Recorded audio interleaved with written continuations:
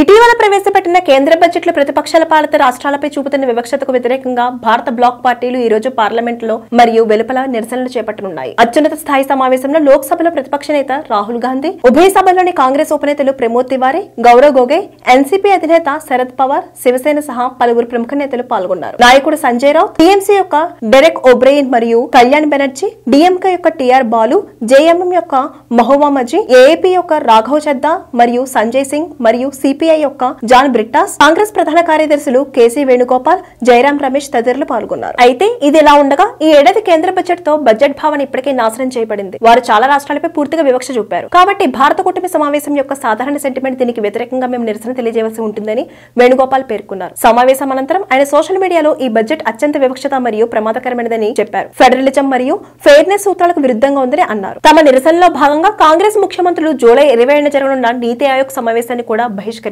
ఈ ప్రభుత్వ వైఖరి రాజ్యాంగ సూత్రాలకు పూర్తిగా విరుద్ధం. నిజమైన వివక్షపూరిత రంగులను దాచడానికి మాత్రమే రూపొందించబడిన కార్యక్రమంలో మేము పాల్గొనమని వేణుగోపాల్ ఆరోపించారు. Please subscribe Pragna Media. Please like, share, subscribe to Pragna Media. Pragna Media, please do like, share and subscribe. Please subscribe to Pragna Media. Please like, share and comment if you like the video. Pragna Media.